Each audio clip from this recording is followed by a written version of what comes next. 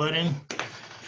Everybody, thank you for getting on another talk tonight on how we talking about COVID-19 and the effects of it.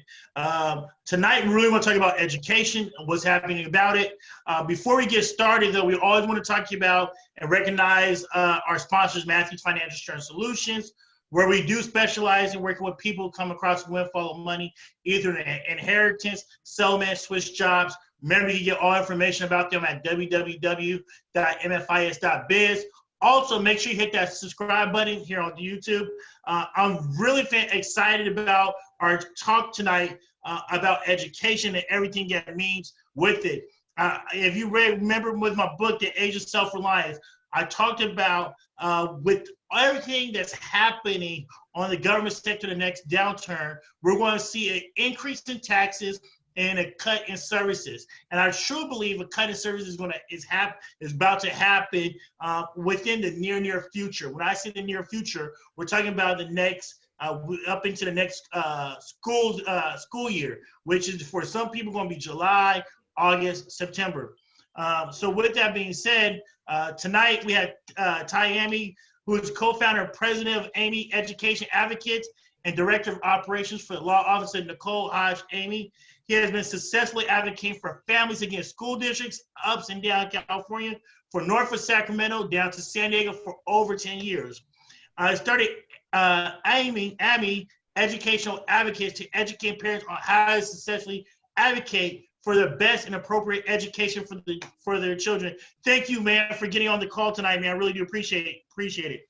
Oh man, thanks for having me. Looking forward to, talking with you, speaking with you, and letting your audience know, hopefully sharing some information that they'll find valuable to help them with this new norm that we're going to be facing here after COVID.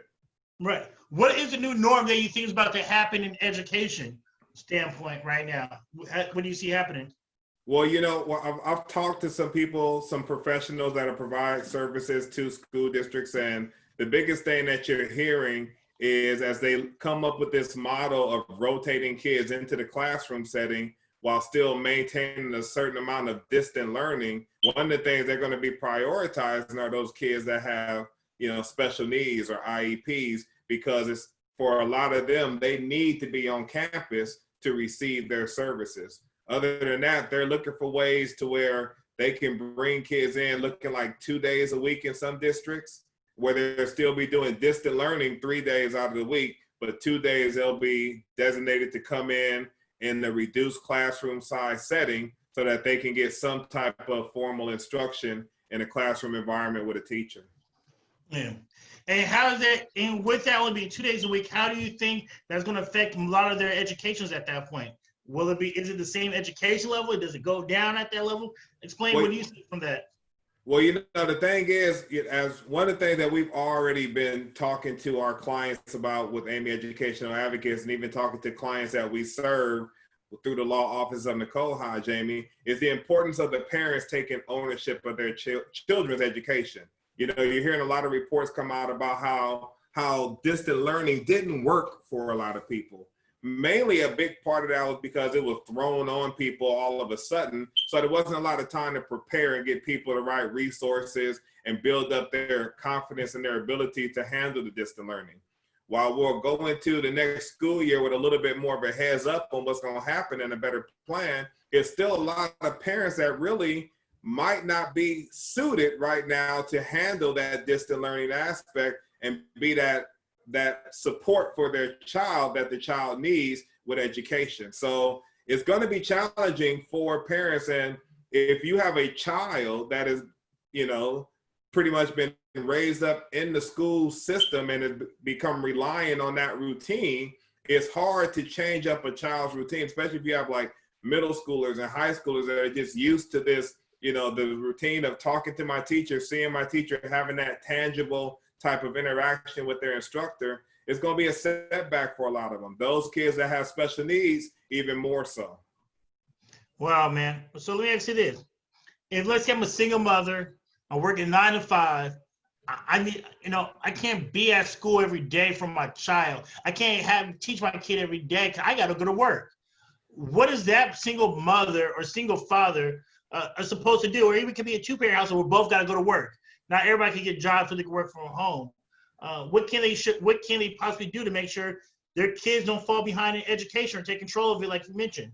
Well, the thing that we're advising and what we would like to see more communities start grabbing a hold of is we're going to have environments where kids, when they're not allowed to go to the school, they're going to need places where they can get together and have some type of supports. I know the school districts are looking at, ways to support those type of parents that aren't home. There's no one to be home with the child. So the government does feel a need, and the public school systems do see the need to provide some type of child care in order for people to be able to get back to work to get the economy going. Those are some of the things that they're still trying to flesh out as they're trying to come up with plans, because you got to remember, most of our districts were already dealing with overcrowding with classrooms. And now you're talking about you need to socially distance overcrowded classrooms. It's just not very feasible to get all the kids in the classroom 5 days a week from 8:30 to 3:30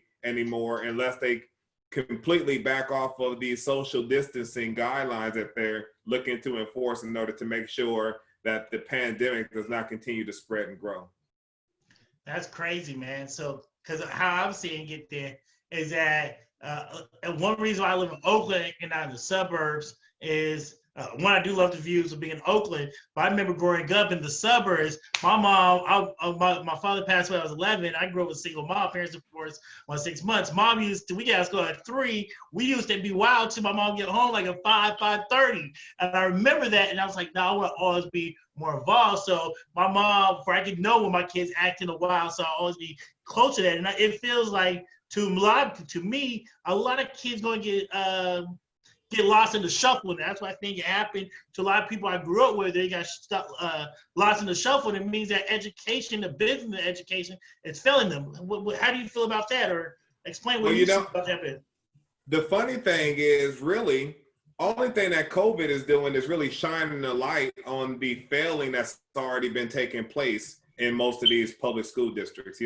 I'll go ahead and say I am not a proponent of public school systems. That's just not something. I personally went to public school when I was younger, went to private school from middle school through high school. And it's funny because when my wife and I were talking about raising our kids, I told her from the beginning, I didn't plan on sending my kids to public school. And there's a lot of different reasons why. But one of the things that I identified even in the 80s and 90s when I was going to school was the system. A lot of times we look at, what the test score results is and how, what colleges the kids are getting into coming out of these different high schools, but we aren't looking at the actual systems that are in place and how our kids are being instructed. And that was something that was real big for me coming out of West Point, because at West Point, they had a teaching method that I thought was very profound. It's something that everyone should, learn this way with the Thayer method. So I was really big on that. And I wanted my kids to learn that way because it puts the ownership of the learning on the student instead of making the student the receiver of forced information. So hold on, what's that method name again? It's called the Thayer method. It's named after Sylvanus Thayer, who's considered the father of West Point. Explain what that method is for a lot of people who don't know. That method puts the onus on the child, or on the student, I should say, to learn first. So with the Thayer method, you take and you digest the material, whether it be the textbook or whatever type of class you're in, you digest the material, apply, and try to learn. You teach yourself. And then all classroom time is spent on gaining mastery through practice and through conversation to where you completely flesh out the subject matter.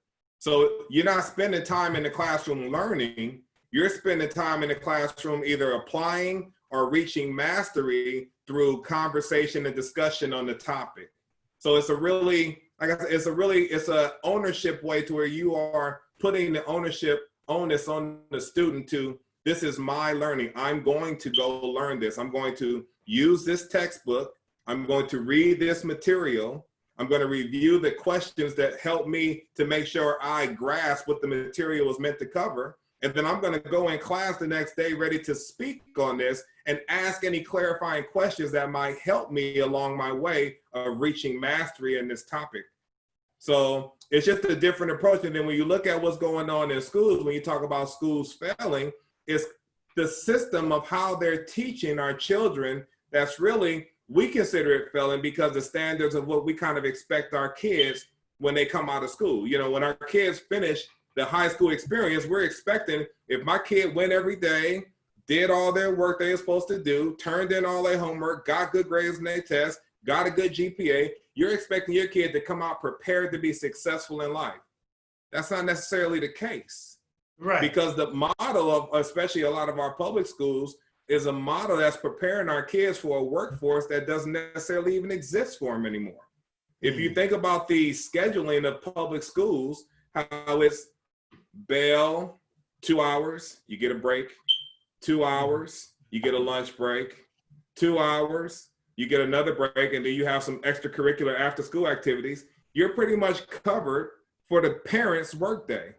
That's the same schedule you also see in factory work. I used to work in a manufacturing facility for Frito-Lay, and that's exactly how their work schedule worked. 2 hours break, 2 hours lunch, 2 hours break, 2 hours go home, 8-hour shift.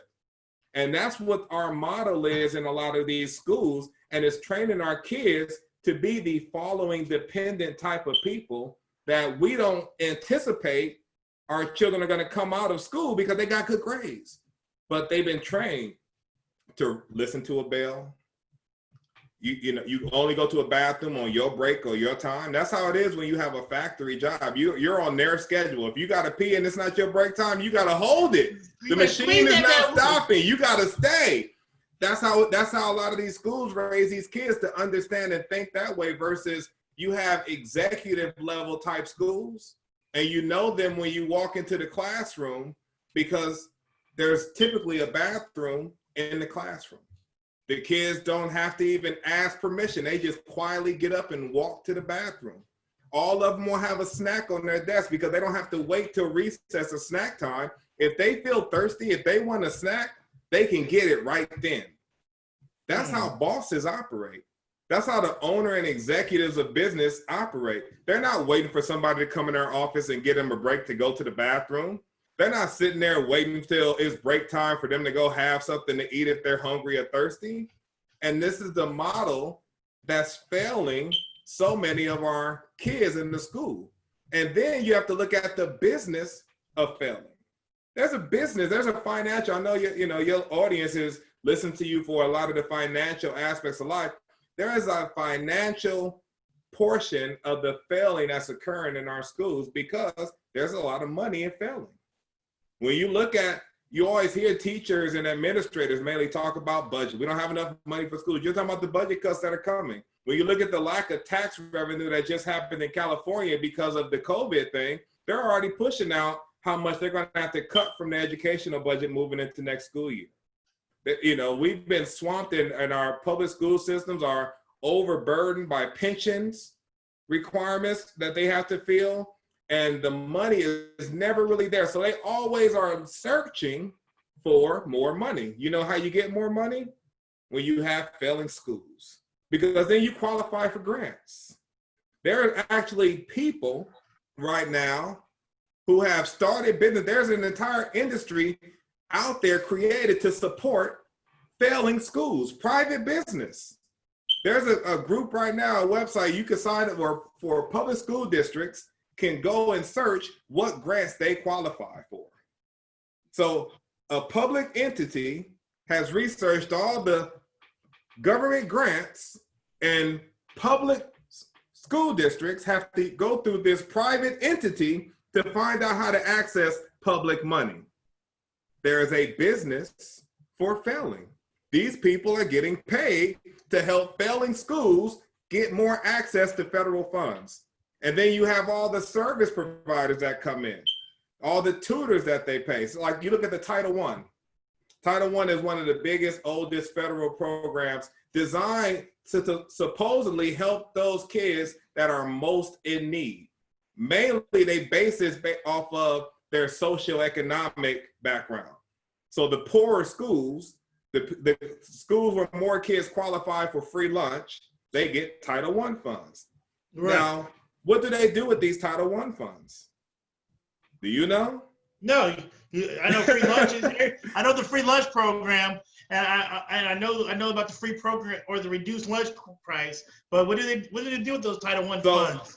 The Title I funds are supposed to be used to target the children who are at a high risk of not being able to meet the academic standards of the state or of the federal government. So the ones who aren't doing well in testing. Now, the principals get a lot of leeway on what to do with these Title I funds. And it's a report out, and it says, let me see, I want to look at my 81% of principals reported that they use some portion of their Title I funds for professional development of their teachers. That sounds good, right? Like a positive thing. Yeah, now you know how to help out the kids a little bit more. You got more. Yeah, the only problem is all the studies are showing that there has been no correlation between professional development and improvement in the schools. So let's take a deeper look at it. What professional development? That's helping the who? The teachers. Right. Everyone with a professional degree or certification that's working in their field, they have to go and they have to do things called continual learning. Right. You have to do that to maintain your certification, right? Right. I got to do for my business and everything, right? Same thing with teachers, right? Right. So now look what's happening. Now, my wife's a lawyer. All of her CDE, her continuing education that she has to get to keep her bar and keep herself licensed, she has to pay out of pocket for those. Right. We've set up a system where principals are paying using Title I funds to cover the professional development of the teachers that they have to get to keep their teaching credential going. And now they don't have to pay because the school, the Title I funds designed to help the kids that are most in need are really just helping these teachers meet their continuing education credits. And then what are they doing it? On minimum days, taking less classroom time. All these districts, everybody get out early on Wednesday, professional development day. They have, days off during the school year where they're taking a whole day off for professional development. These are all the results of Title I funds. And then who's coming in doing the professional development? The principal's friend who started off teaching with them, left teaching, went out, started doing consulting. Now your buddy's a principal out of school, they got to do professional development. This is the business of failing. You have people going back and forth and in and out, and the whole time the schools continue to fail, but these funds are coming in and this money is being distributed on a good old boy network, on a who you know type of situation to help the teachers more than to help the kids. So let me ask you this then, with that being said, I don't think one alternative we have for we can say is, hey, I want to send my kid to private school. All right. But not a lot of people. I looked at my son going from 5th grade to middle school. And I know one private school I looked at was about $31,000 a year. It was dope because he had a 3D printer in the classroom. Everybody learning Spanish and all that. But what can somebody do if they can't afford private school? What alternatives should they do? Or what type of schools they should look for when they do? What resources or what can a parent do to make sure their child doesn't fail? Well, the thing is, and what we're big on is really comes down to how involved. The number one factor for how successful your child is going to be in the academic field, and in most fields, is going to be the involvement of the parent. Most kids strive to please their parents. So what you place an emphasis on and what you deem is important and you spend your time and attention on, they're going to do their best at it. The hard part, like you stated earlier, is that, most families now are in a situation where both parents are working and it's really hard to have a parent designated to put that time into the child that they need. Private school isn't the only answer. And it's actually, I know a lot of people that have gone into private schools and still came out really no better than kids that came out of public school. So it's really about how you go into the school and what you receive. And then there are private schools that also teach that same, they operate on that same kind of worker bee mentality with their schedule and how they operate and function in the classroom. So the best solution is really, personally, we homeschool. We know homeschooling isn't an option for everyone, but the more you can supplement or complement your child's learning at home, the better off your child's going to be. The biggest thing when I talk to people about school districts and what they're failing or what they're accomplishing when it comes to their child education is that no matter what, you have to be involved and you have to make sure you are doing what you need to do to make up for what's missing in the school. Because, like, to your point, there's only some people, the bottom line is they need to send their kids to public school. They need this system and they need to get the most that they can and the best that they can out of this system. But the big part of it, like these Title I schools, you have to be involved. All the Title I schools have to have an advisory committee with parents on there that are part of the planning on how they're going to use these Title I funds. If parents aren't involved in it, it's just left to administrators and teachers to figure out how they're going to piecemeal and send out this money to really help themselves. If parents are more involved in these type of meetings, then they can make sure that these Title I funds are actually going towards getting a teacher that's helping keep class size down, instead of them, what some districts will get a teacher, and on the paper it says that they hired a teacher, but this teacher's role is to only consult and train other teachers. So it does nothing to reduce the classroom size. It does nothing to increase the availability and the ability of the teachers to differentiate the teaching in the classroom. It's just another teacher on payroll supporting and training teachers. And this is what some schools are doing with Title I funds. And now you're looking like, oh yeah, we hired a new teacher. This new teacher didn't open up a new classroom. So you're still 40 deep. This was before COVID coming out. Now you're 40 deep assigned to the school, trying to figure out how do we get these kids in school as much as possible. Yeah, man, you got me thinking like my son, elementary school, Railroad Heights in Oakland, I have to give a shout out to because the principal, like, we're about to do the budget. And I want to see more African-American students get the right programs that they need. So one thing I give her kudos for was that she made sure she pushed for the African-American Male Achievement Program. And my son just loved that program. So that's really good to know. I see why she said, it's budget day. She tell all the Black parents, come here. It's budget day. Make sure come here. You got to get involved. Budget, right? And involved. And I see, and then my son, he went to this school that I see the school that's like Deep East Oakland, the Flats, where they can get the resources, or I thought, but based off you telling me, compared to the schools where my son went, Redwood Heights, where the parents raise $350,000. You go out to Random, Moraga, more higher echelon, higher income earners areas, and they're raising $1 million per year for the school. So that's interesting. You say all that.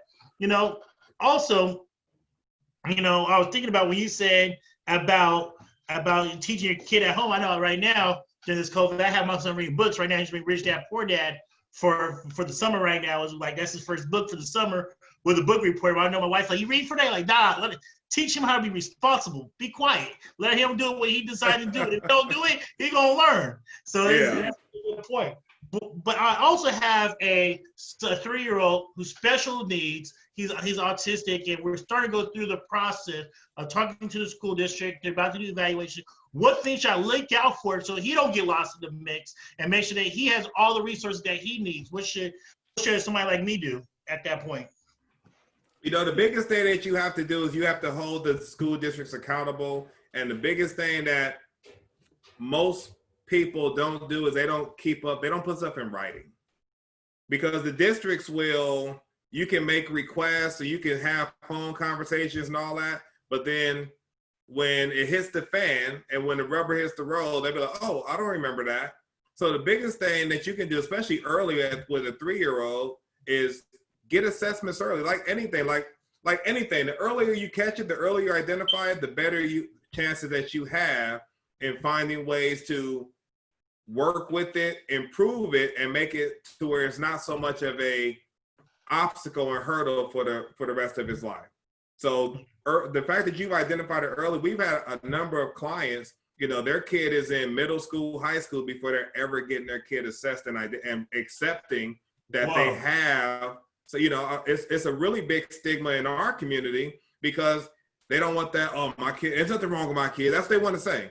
It's nothing wrong with my kid. They just keep wanting to say that instead of identifying my kid has an opportunity here. There's still nothing wrong with your child, but your kid has an opportunity that with the right attention, we can remediate this and we can remove this early so it doesn't continue to be a problem. Like Right. I think about our kids. Both of our children had speech and language and they both had IEPs. And they had IEPs long enough to get speech services to help them get rid of their lisp or their lazy tongues. And once they got that done, speech was over. The IEP was over. There's no stigma being carried with them about, oh, these are special needs kids. My son, not this past year, but the year before, took pre-algebra at Merritt College. He had a speech IEP when he was 6 years old. At 9, he was at Merritt College taking pre-algebra. IEPs are not a bad thing if used properly and if you know what it is that you're looking for. The problem that a lot of people have, especially in our community, is that they're so uninformed on what special education is and what it means that they find themselves getting railroaded by the system. And where a lot of kids will have the diagnosis or have some of the symptoms that represent autism, what we have seen, especially in Oakland Unified, is that a large number of our children, they don't get autism, they get a label of emotional disturbance. And when they get emotional disturbance, that's like it's something wrong with you, but that's a you problem.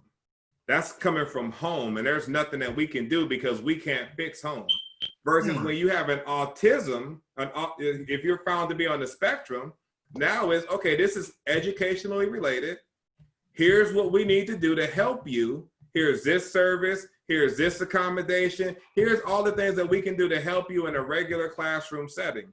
When you get that emotional disturbance label, you're put somewhere in a classroom with kids that don't know how to control themselves. They have severe behavior issues. They're bouncing off the wall. So there's no education happening in that classroom. And typically, if they try to identify our kids early with that, at that point, now, anything that they were able to learn, they're going to regress because they're not in a classroom learning environment. Let me ask you, so if you feel like your child is one of those children who might have the issue, but they're trying to railroad you, what actions as a parent can you do? You like, my hands full, the school and the school district says my son has the most potential. I know there's something wrong and I need some help. What can a parent do? One, you got to know your legal rights, and you have a legal right to not accept. If you do not agree with the assessment and the IEP that they are presenting you, you have a right to not accept it, and you have a right to request independent assessments. Now, when you request assessments from the school district, every district has people that work for the district to conduct their assessments.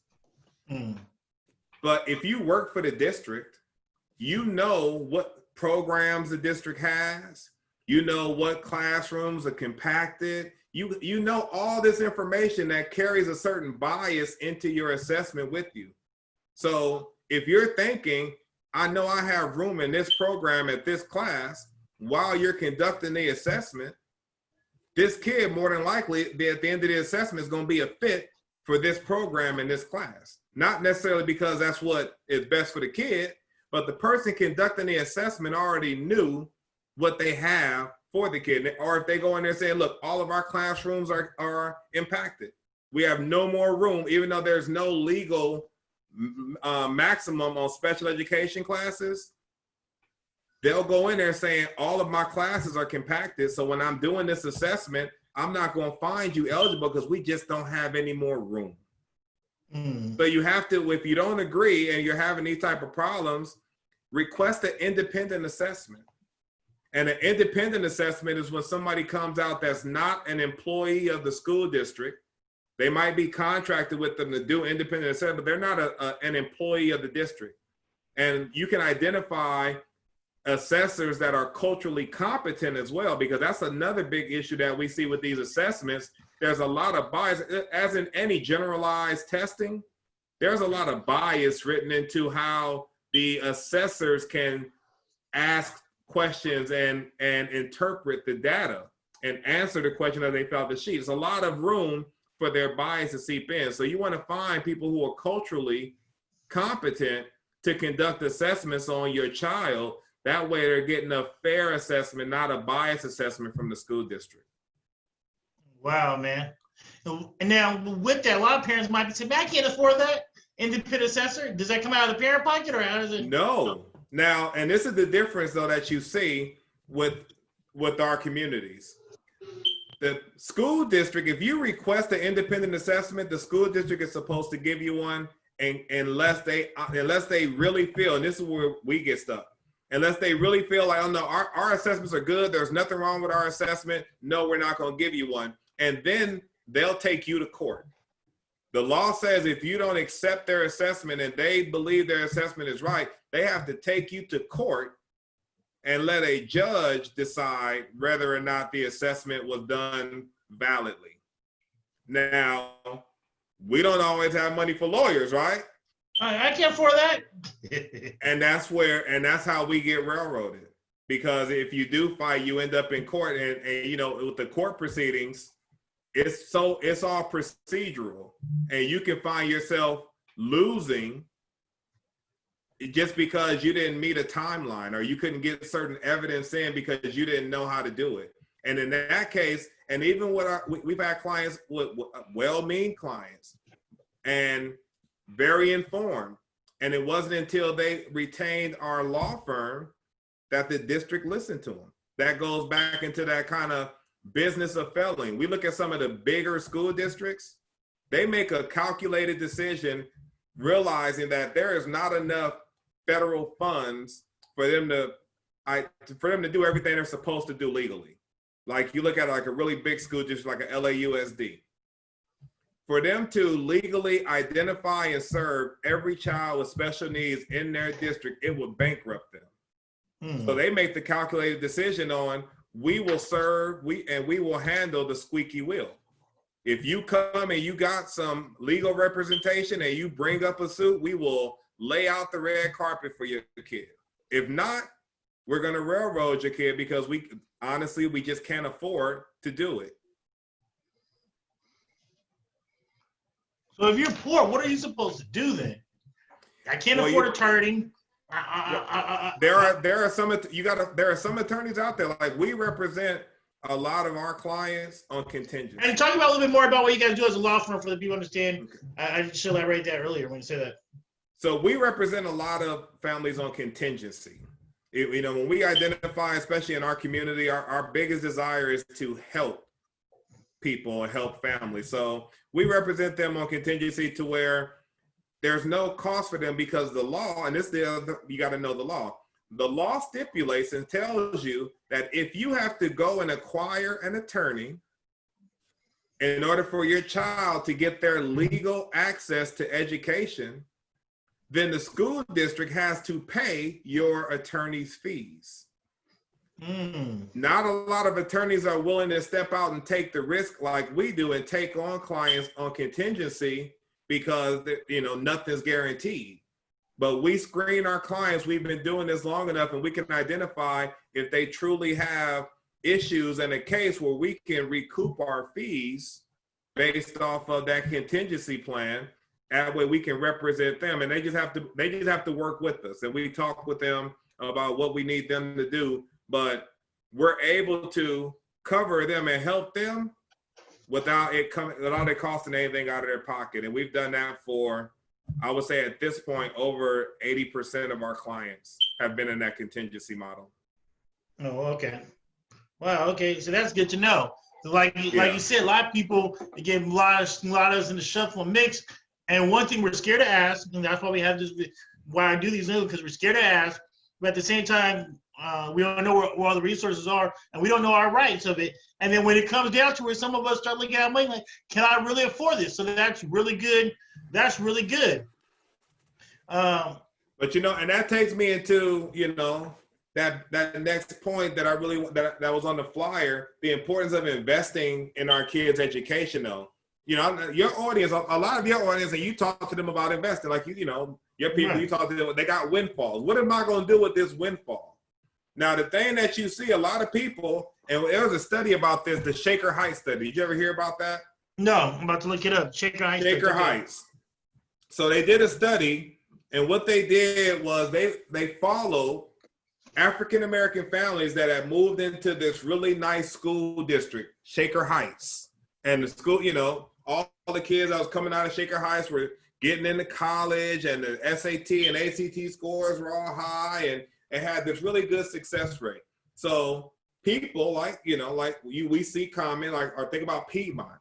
People spent money to move into that district, and that's what they invested in. Well, we're going to invest in this house to get in this district so we can get our kids in the best school possible. But oftentimes when that happens, we're not understanding the other investments that these parents are making in their children, even in this great school district. And it's those investments that they're making that's enabling their children to get the most out of this great school district, versus our families that went there. And what they found, because most of our families that moved into that area, both parents had to work. They could barely afford to live there as it was.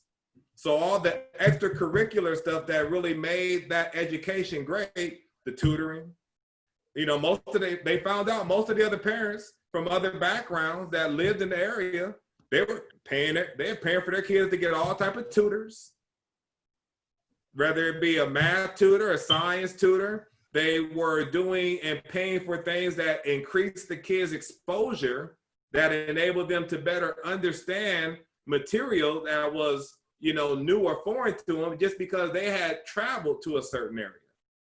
They had been somewhere in the Midwest or somewhere, or traveling. They had seen things that, okay, that makes this more relatable. Versus our kids, both parents were at work. So nobody's working with the kid. Nobody's sitting down and going over the homework. Like I mentioned earlier, the biggest factor on how successful your kid is going to be when it comes to education is how involved you are in it. And if all we're doing is investing in being in the right district, we're doing our kids a disservice, because they're not going to get everything out of it. Just a matter of fact, most times they're going to go in there and they're going to feel alienated. Yeah, you feel out of place. Yeah, because when all your classmates are like, it's spring break. Oh yeah, we're going to Cabo. We're going here. We're going there, and I'm going home. I gotta clean. We don't have a gardener. I got a bunch of yard work I gotta go do over spring. You know, and it's all those different types of activities are like, I think about. That's crazy that you mentioned that, because my son, he goes to his baseball coach for his hitting is the head baseball coach at St. Mary's High School in Berkeley. And I used to coach there. Oh yeah, my man Brian Mutai, head baseball coach there. He's my son hitting instructor. My son's a beast of baseball, and he's like, oh, the kids are out the week or two because they have enrichment week. I'm like, what's that? I've never heard anything like that. I was like, huh, what's enrichment? He's like, every kid they go to different places, and they get. I was like, that's a whole nother world I never even heard of. So that's crazy you say that. And that's what you see. And then the thing is, you have to identify too, a lot of times we talk to people about investing, right? And most people that are investing, they're investing because they're concerned about their legacy. They want to leave their kids something. They're trying to build up their name and their family, right? Right. But if the only thing that we're building up to leave our kids is money, and we're not investing in building their ability to manage and be successful with money, that money that we left them will soon be gone. I don't know how many people you know, but I know quite a few people now that were in my age range whose parents worked their tail off, built up something to leave to them, but because good times make soft people, the good times that their parents were able to accomplish by their work made their kids softer. Right, I see it all the time. They put their kids in private school, and they thought that was good enough. And then once their kids got to that age and they want to hand them over this was that they built for them, they never invested in them to make sure that the kid was ready to take it on. They lacked those leadership skills. They lacked that work ethic. They lacked that hustle, because good times create soft people. And they didn't invest. They invested in the business. They invested in the houses. They didn't invest in the exposure of the child to make sure that they understood how to function in this world. They didn't make sure they understood business, taxes. They didn't make sure they really knew how to communicate. Yeah, they graduated, but you can graduate. I know people who graduated high school. We actually hired a young lady who had graduated high school and couldn't alphabetize papers. I believe it, man. It's funny. I know. So that's why one reason my son, he's 11, and like today he came to the office and did some work. Everybody works in my house. And everybody works. Everybody works. I don't care. My godfather taught me that everybody works. Everybody pay a bill in the house. So that's right. I never lived with him. He had a water bill when he was 14, 15. He had a window clean business. He paid you on the 5th. You go to the grocery store, you get a case of water, bring something. You just don't eat it up and drink it in people's house. So yeah, that's man, right. It's crazy. But at the same time, I do have clients where parents did quite well, but some of their kids are not ready to really take on what their parents gave them. It's crazy. And a lot of times when I talk to the relatives about it, they say oftentimes their parents over-spoiled them because it was working so hard. They had the time to really give them the time to just supplement with just money, which was crazy. And if you look at that, that goes right back to, so whether you have money and are doing well, or you're broke and not doing well, the same thing happens. Our kids aren't getting the attention that they need. Our kids aren't getting the investment that they need in order to really be successful. And that's one of the bigger differences between us and, our counterparts of other races. It's funny because, if you look at our community, that strong Black woman kind of thing, and I can do bad all by myself, we took feminism and ran all the way with it. Where other communities like, yeah, we're strong and all that, but guess what? I'm staying married so I can stay home and raise my kids. I'm going to marry well so my husband has a job that I don't have to go to work, so I can stay home and raise my kids. And we see that happen in all these other communities, while we're in our community, all right, I don't need a man. I could do bad all by myself. No, but what about your kid? And then even in those 2-family homes, sometimes we have to make decisions. People used to tease me and my wife all the time. And like, my wife's an attorney. I'm an engineer, West Point graduate. But there was a time we had one car. It wasn't the nicest car. It got us from A to B, but we had one car. But we had a nanny that was teaching our kids Spanish.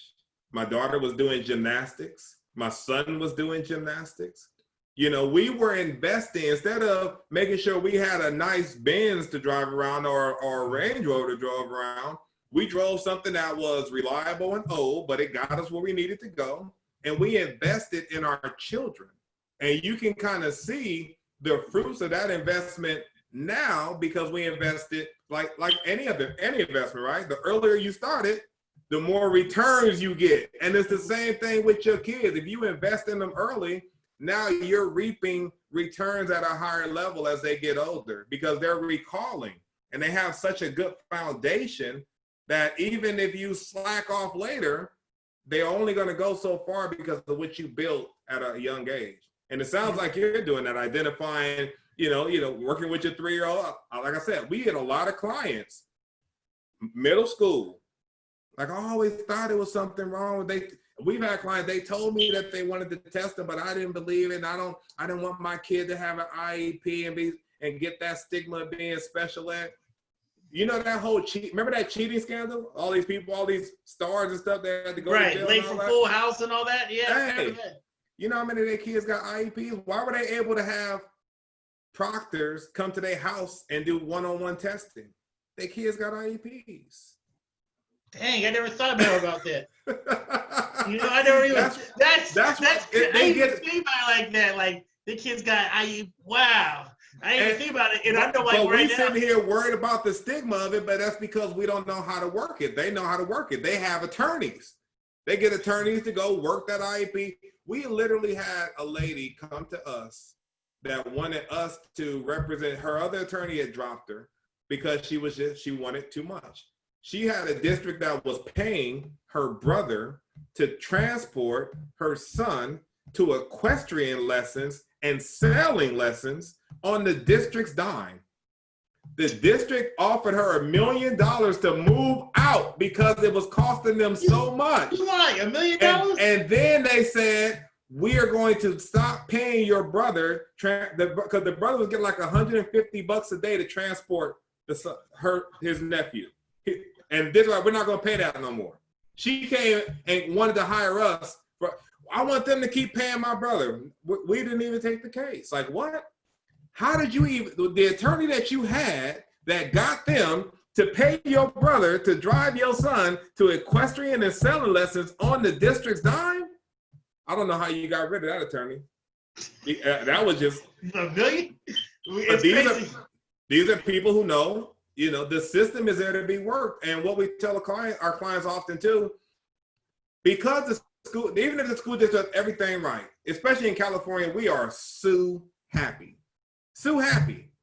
So every district has to budget to be sued. They have to have a fund to cover lawsuits.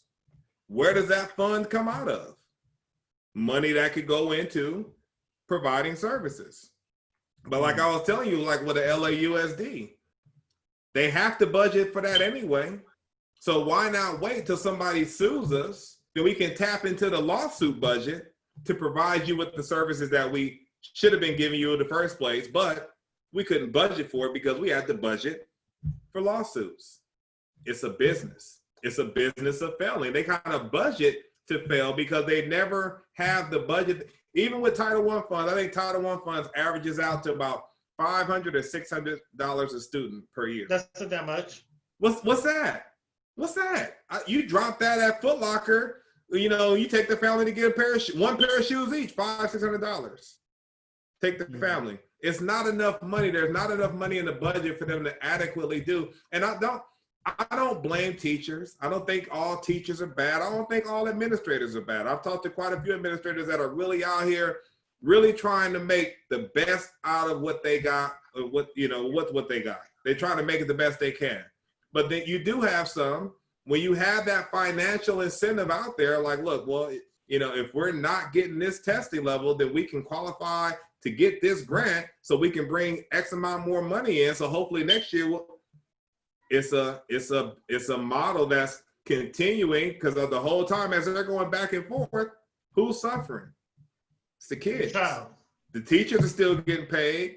The administrators are still getting paid. Look at Common Core. People starting to get away from Common Core now. Look at how much time they invested in Common Core. The biggest thing that came out of Common Core is that they took the parents' ability to help their children with math away from them. Because all the parents was like, what is this? How can I help my kids? So the parents had to go learn Common Core if they had the time to help their kids at all. Now I got to go learn something to be able to help. And now they're about to get away from Common Core.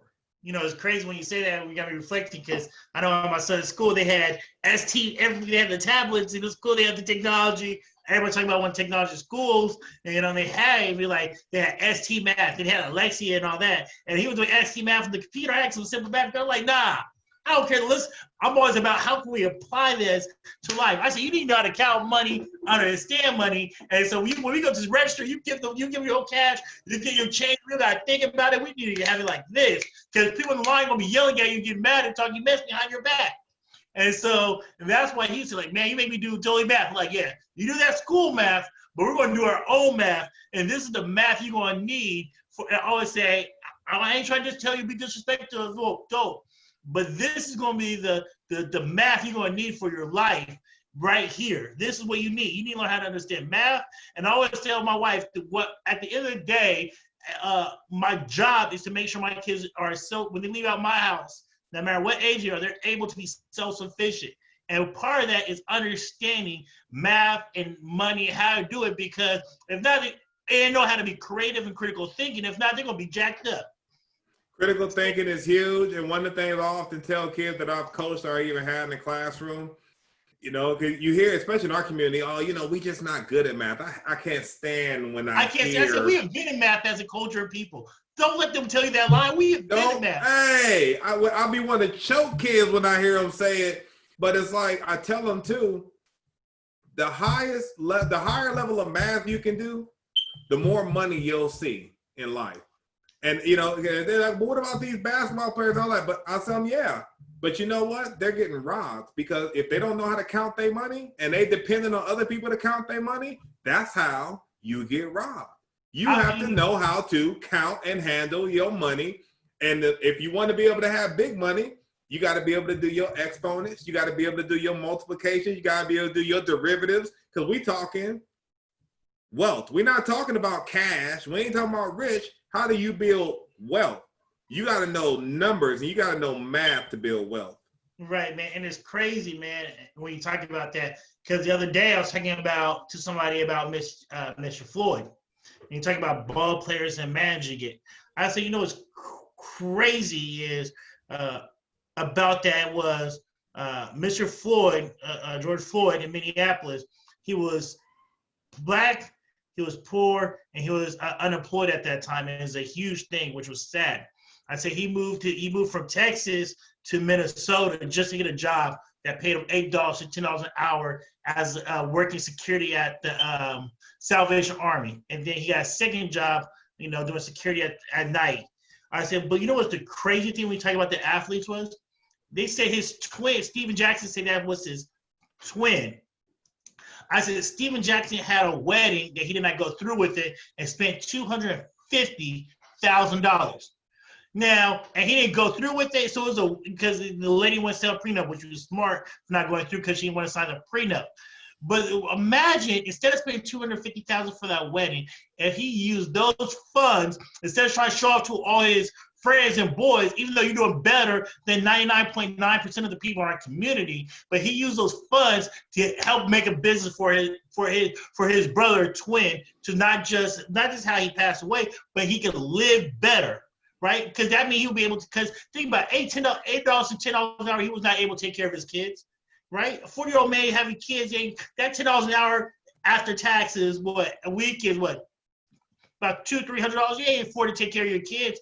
But imagine if he used some of that $250, where they say a lot of businesses, in our community only need $36,000 to start. Overall community about $75,000. If he used that money to start a business, and he teaches friend business and numbers and educating him, he would have been a better financial standpoint. Because at the fact of the matter is, when he gave that $20 counterfeit, even if he didn't know it, he didn't have any more money on a bank card just to say, oh, my bad, I didn't even know that was fake. Let me give you this card instead to pay for this sandwich.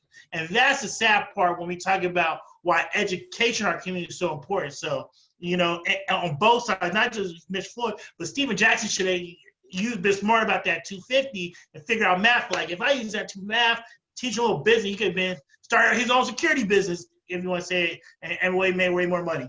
You know, it's crazy. You look at, and when you look around the NFL and stuff and the NBA, it's funny because there is such a racial discrepancy in how you watch both athletes use their money. You know, they joke and they tease a lot of the Caucasians because they'll show up and for 5-6 years, they drive in the same rusty bucket truck that they drove in college. They drive in their first 5 years in the NFL.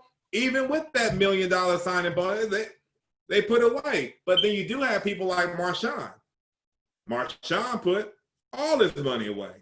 You never saw Marshawn flossing in the city, making it rain nowhere, or doing those type of extravagant, purchases, because he had a sense about him. He had a financial sense, and he's done exactly what you're talking about: invest in his community, buying buildings, open up businesses. If more athletes was doing that, I honestly think they probably stopped giving more athletes money if too many started doing it. You know, it's crazy when we say that it's athletes, and this is why I wish more people knew about the history of Black athletes, especially in the 60s and 70s. Jackie Robinson, when he died of a heart attack while running a bank in Harlem. Willie Mays in San Francisco, when people don't know, he was on a board and helped funded a bank in Hunters Point. Brothers in the 60s and 70s, the Black athlete was investing back in his community. He was developing businesses in the community, and he was building wealth. One thing we're lacking right now, we're hearing this Bank Black again, Bank Black is. The problem with a lot of it is this: if you could buy all the Black banks in America right now. They still don't even have enough in deposits as JP Morgan. Now, a lot of these athletes, if they're smart, but a lot of them living check to check, are having some bunch of money with 0% interest rate that's sitting at B of A to Wells Fargo City. Imagine if they just all just put, like, we're all going to chip in 10, 20% and put money in one United Bank or another black bank. That would just change the conversation and how the black banks will look financially so they can do more investments in our community, which is crazy. But that's the thing. We don't think about investments enough as a community, and we don't understand. You know, one of the things that bothered me even in high school, and once again now, akin to math in school, is economics. And how many people do you know that really took to heart and paid attention in economics class in high school? The ones who took it, they hated it. They were just trying to get through with it. And the basic economics, when it comes to supply and demand and ROI, and we see the same thing with college. We are not paying attention to it and realizing what the return on investment is. You were talking about like private school, how they be $30,000 a year. And it's crazy. It's people out there that's spending all this money and sending their kids to private school. They come out working right next to somebody that went to public school doing the same thing. So their return on investment is pretty low. Right. But then that carries on to college. And it's one of the bigger things that we really got to get on our community about is when it comes to that college return on investment, we, because of, you know, all the factors, all the slavery, the Jim Crow, all those things that play in the factor, we cannot afford to go and spend $70,000, $80,000 on a degree and a job that's going to pay you $26,000, $30,000 when you graduate. But we're not thinking about that. And then the schools are doing us a disservice. They really do our athletes, like that North Carolina scandal. Like, we're going to sign these athletes up in these no-show classrooms. And, you know, I love our people, but a degree in African-American studies is not going to put you in position to be able to really be a positive financial impact in your community. You're barely going to be able to sustain yourself, let alone a family.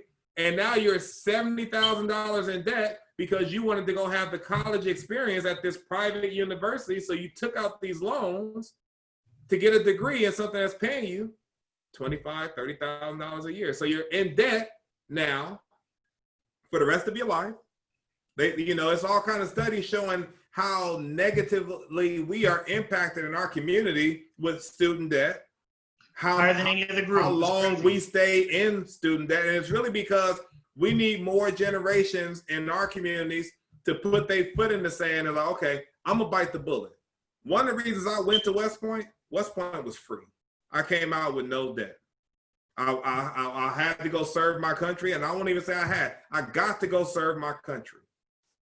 But I came out with no student debt. And I tell my kids all the time, I went to West Point so you won't have to. If you want to, I'll support you in it. But I went so you won't have to, because now I'm in a better position to make sure I can give you a better springboard because I'm not overburdened by debt.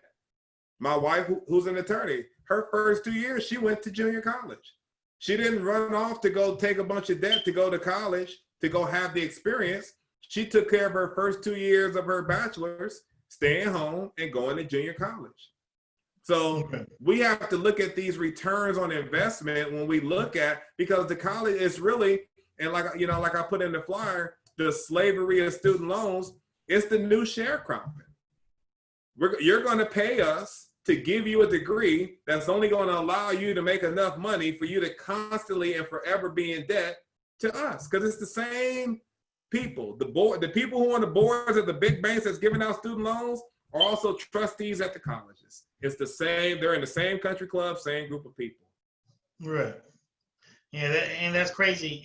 And that's why I know I talked to a friend of mine. He was talking about how he always try to tell people to give back to the HBCUs. Because when you get back to your HBCUs, as far as if you're an alum, that money now can help fund more students. And what's crazy, a lot of people don't understand, people who usually go to HBCUs have higher student loan debt and borrow a lot more from it, which is crazy because a lot of times he's right. They're the first generation, the family don't know, and so they borrow more money than somebody who typically don't go. And I'm not telling people not to go to HBCU. These are facts, but then we also have a lot of HBCUs are failing or about to on the verge of closing doors. So alums, I'm trying to tell them, give back. We need to figure out more scholarships for the kids to go to. But at the same time, to my kid, I'm already thinking in my head with my 11-year-old, you ain't going to go to school for no $25,000 job. Quit playing. You're going to keep your butt at home and work for Matthew Financial and figure out that play and make way more, right? You got to think differently. You can't just be doing something. But I think a lot of that is, especially people who are first generation, I'm just happy to be here. Like, you're going to the Super Bowl playing the Patriots. Patriots know they're going to win the championship. Hey. But you're there and be like, I'm just happy to be here. I'm just here. I don't care. I'm just happy to be here. We're not thinking about the long-term ramifications of getting this major. You know, even all that. Or even if they're ready. Look how many of us go. And that's the worst part is when you go, you take on this debt, and then you don't even finish. You don't even finish the degree in African-American studies. How many of our people are going, we send our kids off and they come back with a baby. Mm-hmm. They don't come back with a degree. They come back with a baby. And it's really just because we're not having those real conversations. Like to your point, you just said, they're just so happy to be here. They're looking for that college experience. I know a young lady in high school, and one of the scariest things I heard her say, she said, college is where you go to find yourself. It costs too much money to be finding yourself in college. That's not what that investment is for. You have to go into college. You have to go into college with a plan. What are you trying to accomplish? What are you trying to get a degree in that's going to help you to accomplish your goals in the future? But we're not having these type of real conversations with kids like you. We're just excited that they're going to college. First generation, man, my baby made it. But when you look at it, you like the UCs, they just got rid of the SAT and the ACTs, and people are like, oh yeah, they should have because those are racist. That's going to enable, because these schools are missing their enrollment goals. They're missing their enrollment goals. They need more bodies. They need more money coming in. So they reducing what it takes to get in so that more people who probably are unprepared to be successful, but we're going to get them in and they're going to go in debt to come here just because they want to go to college. You got to keep that machine going. Got to keep that machine going. We got pensions to pay. We got all these professors to pay. And it's funny because college should be free. Are the professors going to work for free? If the professor is making, $140,000, where's that money coming from? Somebody's got to pay that. Right. 100. I think that Senator Warren, she was at Harvard, I think, and she was teaching one class and was making like $140,000 as some kind of professor on their staff teaching one class. But then she's yelling that college should be free. How about you don't get paid? Go teach for free. Donate your time for that semester. Donate your time, And it's crazy because especially in the information day, everything is out there online. Yep. You're really just paying for, and this is another thing that I often tell kids when they're getting into that high school area and they're looking at colleges. The biggest thing coming out of college is not so much what degree you get, but what college you get it from and what network that gives you access to. Because your alumni network is going to be what gets you the opportunities in the regular world. Not just because you got the degree. Oh, I got an engineering. You know how many engineering degrees are out there? But when I walk in somewhere and people hear West Point, or there's a West Point grad that also works there, now that's what's getting me in the door versus, I went to, directional state, Mississippi, whatever, and I got this degree. I got an engineering degree, but now I'm out here in California. There's nobody else that went to directional Mississippi State that's working in higher levels in California. So your degree is not giving you access. You didn't develop a network at that school. And so if your goal was to get into tech, you don't go study engineering at a school where that school isn't represented that well in the tech world. It's just not going to lead to as much success. Yeah. Very true, man. I have a friend, Walter Brock, man. He was a nonprofit where he talked to student athletes. on how to use the network at the school you're at. He said, just don't be going to school just to be an athlete, but how do you actually use the school? And so he goes around to like Alabama, Florida, University of Miami, a lot of schools, and he was having them talking about life after school, how to use your alums who are going to the football games and this week, to how you build those relationships and those contacts. When you go out, and if you do the right thing, get the right degree, not no sewing degree, but actually degree will make you some money. You know, you have a relationship to move you on up, and that's highly important. And I think, and so he speaks about that all around, and all athletes and things like how life look like. So that's huge, man. That's huge, man. So I agree with you, man. And we got to figure out how to use that network, and reason why we go to school. Just don't go to school just to go to school after life, but how does it look like? How does it smell like? Like, I tell people, what do you want out of this whole situation? Are you just going there for a frat or sorority or to make your parents happy? Or are you really wasting that 4 or 5 years? Or are we going there for a particular reason? And what's your why you're going is highly important. Very important. You know, one of the things, like I had the conversation with my children already, 12 and 10, and I was talking to my daughter. She always asks, well, you know, what college do you think I should go to? I'm like, well, you have to plan out past that and then work your way back to college. What is it that you want to do? Mm-hmm. So think about what it is that you want to do. And she's like, I got these 3 things that I'm considering doing. Okay, well, let's look at what does it take to do those 3 things. And then when you look at what it takes to do those 3 things and what schooling or degrees that you need, what universities are more known in those fields and more known to produce better graduates in those fields. That's how you plan. Don't look at where it is, or I like their mascot, or, you know, we got kids picking schools because, ooh, they won Battle of the Bands last year, so I'm gonna go here. Huh? Or, you know, or really like their football team, so I'm gonna go here. You don't even play football, but you like their football team, so you're gonna go to this school. Not thinking about what degree I'm gonna get that's gonna help me. But that goes back to having goals. Like you mentioned earlier, we're just first generation, we're just happy you made it. Parents aren't even having those goal-setting conversations of what you want to do with your life. It's just, I'm happy. I just want you to go to college, baby. Just go give me a degree. And they'll go and they'll get a degree in something, underwater basket weaving, because, you know, they had no early classes that they had to take. So they was able to go to every party at night and have to worry about waking up at 8 to make it to a 9 o'clock class. We have people picking their majors based off of what time they want to get up or not get up in the morning. That's not the way to success. Yeah, man, that's crazy. We have to look at it differently, man, especially with us taking on so much student loan debt. I see some people who go to college now who are driving Uber or Lyft, and I'm not saying that there's something wrong with that job, but I know you didn't go to school just to waste your time driving Uber or Lyft. You didn't have to wait 4 years of your life, 5 years of your life just to drive Uber or Lyft, right? So I think we really have to start thinking about every step along the way and reverse engineer everything. So you're right about that. Before we get out of here, any last remarks or thoughts? What else, if I miss anything that people should be considering? You know what? The biggest thing that people should be, you know, I'll just reiterate this point. I heard that in radio and in marketing, if you only say a point one time, you didn't really get that point across. Yeah, you gotta say it 3 times. It's time. It's really time. Whatever situation that your listeners are in, it's really time for you to make decisions and get yourself in position where you can really be owning your child's education. All the things that we've talked about on this call, these are the responsibilities of the parents. There's no public system. There's no school.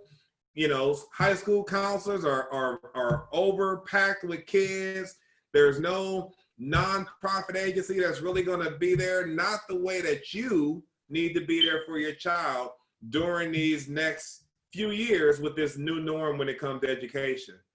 It's really going to show who has the ability to work with their children and who doesn't. It's going to shed a real big light on the point that you was making about how many people, both parents are working. So they need more daycare than they need education. And the education part is going to fall behind because no one's going to be there. And I mean, this has been happening though. Before distant learning, because of the conditions of schools and the lack of ability for parents to be involved, this failure in our school systems has been happening. The pipeline, the public school to prison pipeline, that's not new.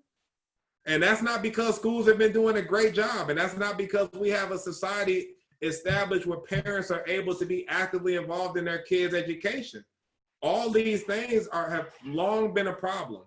And now that it's being really exposed with the changes that they've had to make because of this virus, it's important that people, if you're listening, make the necessary changes in your lifestyle and arrangements so you can make sure that you can be as actively involved in your child's education as possible. If you're sitting back and depending on the district, one thing they just showed us, they'll stop educating you at the drop of a hat. It was school districts that literally had no plan and no infrastructure in place to even do distant learning. Kids went 2 months with nothing but worksheets, no contact with teachers. So we've seen, do not depend on. If you want to access it and you want to use it, you have to treat it just like that. Something that you can access and use, but not depend on. The onus is on you to make sure that your kids get the education that they need. Seek out support. You know, don't sit there with this, I can do about, you know, I got it, or my kid is okay, they don't need it. Seek out support. If you really look, there's help out there for you.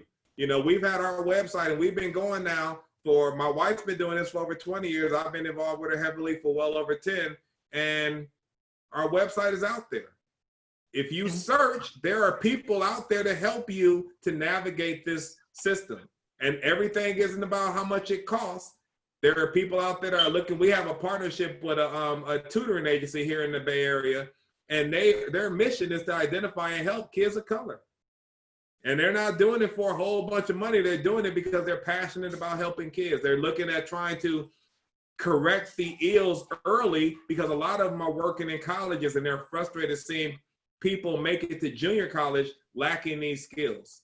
So get help. Don't think that you got it, because most of us don't. And don't realize that your counterparts, they don't have it either. They're getting help. And that's why they're being able to navigate the system. Definitely, man. While you say that, you remind me of what Morgan Freeman said, and lean on me. I love lean on me, Morgan Freeman. He said, hey, what do you want me to do? They're building a permanent caste system, And I think that's really happening in America more and more. Give everybody your phone number and email if they ever have any questions or want to reach out to you as well. Your phone number, your email, your phone number, email, website, by the way. So you can visit our Amey Educational Advocates. That's our new business entity. That website is under construction, but there's some stuff up there, some information there. That's at Amey, AMEY, AmeyEd.com. And then we have the law office, which is the law office of Nicole, Hodge, Amey, and that's at Lonha, LONHACA.com. I can be reached at area code 510-479-0003. My wife and I, in addition to suing school districts and the advocacy piece, we're really passionate, and we're doing, we have videos on our Facebook page, and we have a YouTube channel as well for Amey Educational Advocates.